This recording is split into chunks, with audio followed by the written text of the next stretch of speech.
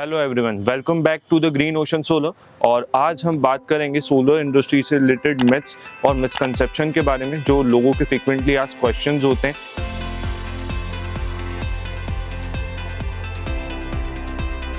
Myth number 1, usually लोगों को लगता है कि मानसून में जो है सोलर पावर प्लांट जनरेशन नहीं कर पाता, और अगर वो सोलर लगवा भी लेते हैं तो मानसून में फिर उन्हें इलेक्ट्रिसिटी कहाँ से मिलेगी। मैं यहाँ पे बताना चाहूँगा कि सोलर पावर प्लांट जो होता है बेसिकली फोटोवोल्टिक प्रोसेस के ऊपर वर्क करता है, यानी जो सोलर लाइट होती है, सोलर रेडिएशन होता है, उससे वो जनरेशन करता है, ना कि थर्मल प्रोसेस से। तो इधर पे उसका हीट या इससे रिलेटेड कोई भी कॉन्सेप्ट नहीं होता है। वो जितना बेटर सोलर रेडिएशन होगा उतना बेटर वो जनरेशन कर पाएगा। सो बेसिकली ये जो है मानसून में भी जनरेशन कर पाता है, और अगर आप एवरेज देखेंगे तो आपको वो 4.5 से 5 किलोवाट पर डे के अकॉर्डिंग जो है जनरेशन करके देता है, जिसमें आपका मानसून भी जाता है, समर में आपका जनरेशन बेटर भी होता है, विंटर में भी आपका जनरेशन बेटर होता है। तो इस हिसाब से अगर आप देखेंगे तो ऐसा नहीं है कि मानसून में आपको बिल्कुल जनरेशन नहीं मिलता है, कंपैरेटिवली जो है जनरेशन थोड़ा सा ड्रॉप हो जाता है। सो मानसून के जनरेशन में अपनी स्क्रीन पे भी शेयर कर देता हूँ, तो आप 3 किलोवाट का सोलर पावर प्लांट का जनरेशन स्क्रीन पे देख सकते हैं। मिथ नंबर 2, लोगों को बेसिकली लगता है कि सब्सिडी जो है सोलर पावर प्लांट के ऊपर वो आती ही नहीं है, या आने में 6 महीना साल भर लग जाता है। तो मैं यहाँ पे बताना चाहूँगा कि ये बिल्कुल गलत है। ऐसा नहीं है, सब्सिडी जो है 1 से 1.5 महीने के अंदर जो है कंज्यूमर के अकाउंट में आ जाती है, अगर आपने प्रोसेस और सारी चीज़ें बिल्कुल अच्छे से किया हुआ है, और सारी चीज़ें अगर आपके वेंडर ने प्रॉपर तरीके से पूरा जो उसका डॉक्यूमेंटेशन और जो सारा वर्क है वो उन्होंने किया हुआ है, तो सब्सिडी 1 से 1.5 महीने में आ जाती है। कुछ स्पेशल केसेस होते हैं जिसमें सब्सिडी लेट होती है, बट उसमें एज वेंडर कुछ भी नहीं कर सकता है। और अभी के टाइम पे बताना चाहूँगा कि इलेक्शंस की वजह से अभी सब्सिडी में डिले है, मगर जैसे ही जल्दी ये सारी चीज़ें रिजॉल्व हो जाती हैं तो जो है सब्सिडी वापस 1 से 1.5 महीने के अंदर आने लगेंगी। मिथ नंबर 3, लोगों को बेसिकली लगता है कि सोलर का जो मेंटेनेंस है वो काफ़ी एक्सपेंसिव है। Solar is a one time investment, तो ये जो इन्वेस्टमेंट है सिर्फ आप एक बार करते हो, और ये 25-30 साल के लिए आपको पे बैक करता है आपके इन्वेस्टमेंट के लिए। तो और बिल्कुल मेंटेनेंस फ्री होता है, लाइक नेग्लिजिबल। इसमें आपको बस 15 to 30 डेज में एक बार जो है अपने मॉड्यूल्स को क्लीन करना होता है। जितने मॉड्यूल्स आपके क्लीन रहेंगे उतना बेटर ये जो है जनरेशन कर पाएंगे,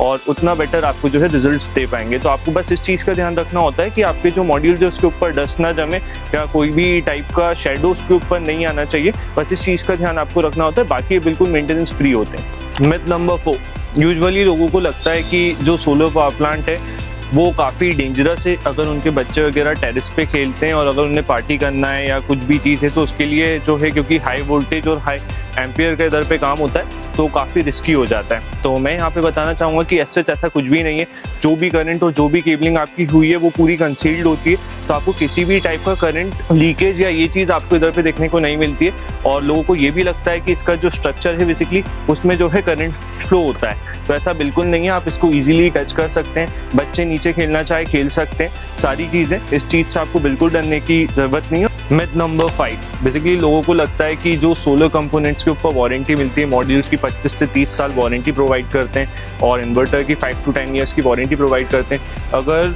जो इंस्टॉलेशन कंपनी है वो अगर इतना लंबा सस्टेन ही ना कर पाए तो उस केस में जो है कंज्यूमर को वो वारंटी क्लेम कैसे मिलेगा और क्या चीज़ें होती है, ये लोगों का सबसे बड़ा एक डर होता है। तो इसके लिए मैं बताना चाहूँगा कि जो आप डायरेक्ट जो है मैन्युफैक्चरर से अपना वारंटी कवर अप कर सकते हैं, बट इस चीज़ का आपको ध्यान रखना होता है कि आप प्रॉपर वारंटी कार्ड और सारी चीज़ें अपने वेंडर से लें, वो आपको प्रोवाइड करें, ताकि इन फ्यूचर भी अगर कोई प्रॉब्लम जाती है, कोई चीज़ होती है, तो आप जो है ईजिली खुद ब खुद वो वारंटी क्लेम कर सकें। मिथ नंबर 6, बेसिकली लोगों का एक और जो सबसे बड़ा डर होता है और मिसकंसेप्शन होता है वो ये है कि सोलर पावर प्लांट अगर नेचुरल डिजास्टर या विंड प्रेशर इन सारी चीज़ों से उड़ जाता है तो उस केस के लिए क्या चीज़ है, या उससे वो कैसे क्लेम कर सकते हैं, या उस चीज़ से उन्हें वारंटी मिलती है या नहीं मिलती है। तो इसके लिए मैं बताना चाहूँगा कि अगर कोई भी टाइप का फिजिकल डैमेज आपके सोलर पावर प्लांट को होता है तो उसमें कोई भी टाइप की वारंटी कोई भी मैन्युफैक्चरिंग कंपनी आपको प्रोवाइड नहीं करती है। तो ये जो आप अपने घर पे अगर सोलर पावर प्लांट लगाना चाहते हैं तो मैं आपको ये बोलूँगा कि आप उसके लिए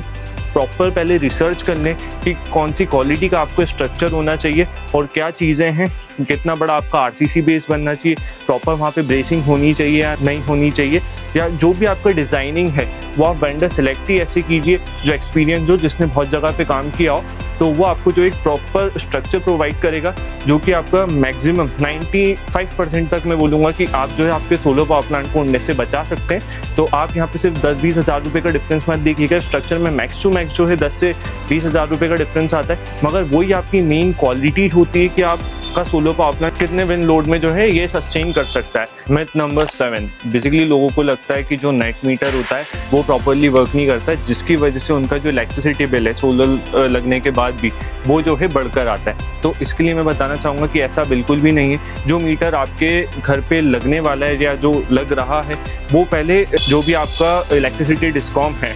उनके लेबोरेटरी में टेस्ट होकर आपके घर पे जो है वो मीटर लगता है, तो उसका जो है प्रॉपर सारी चीज़ें चेक होती है कि वो प्रॉपरली वर्क कर रहा है कि नहीं, जितना यूनिट उसके अंदर इनपुट हो रहा है वो उतना शो कर रहा है कि नहीं। उसके बाद ही जो है उसकी पूरी टेस्ट रिपोर्ट बनने के बाद ही वो जो है अप्रूव होता है कि वो आपके घर पे लगने के लिए अब रेडी है। हो सकता है कि आपका अगर इलेक्ट्रिसिटी बिल ज़्यादा आ रहा है तो आपका जो है कंजम्पशन घर का बढ़ गया हो सोलर लगने के बाद, जिसकी वजह से आपका इलेक्ट्रिसिटी बिल आ रहा हो। मिथ नंबर 8, बेसिकली लोगों को लगता है कि अगर सोलर पावर प्लांट को अपने टेरेस पे लगा लेंगे तो उनका स्पेस उससे ख़राब हो जाएगा और वो कुछ भी दूसरी चीज़ जो है दूसरी एक्टिविटीज़ जो है उस पर नहीं कर पाएंगे, तो जो कि बिल्कुल गलत है।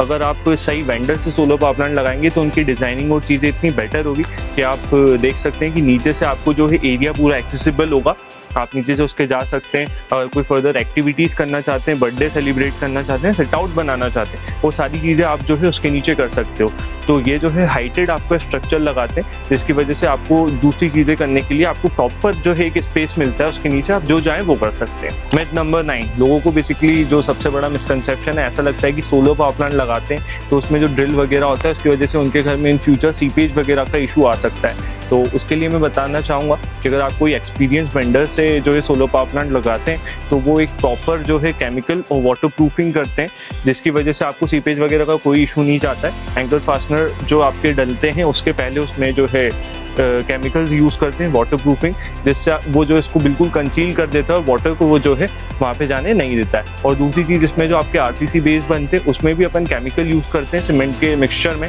जिससे वो जो है वाटर प्रूफ हो जाता है, तो आपका सीपेज वगैरह का कोई इशू नहीं आता है। हाँ, और अगर आप इन चीज़ों में कॉस्ट कटिंग करते हैं, सही तरीके से केमिकल पोर नहीं करते हैं, सही तरीके से जो है आप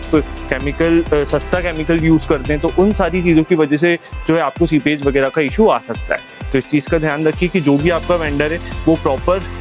केमिकलिंग करे और एक अच्छा वाटर प्रूफिंग केमिकल जो है यूज़ करे।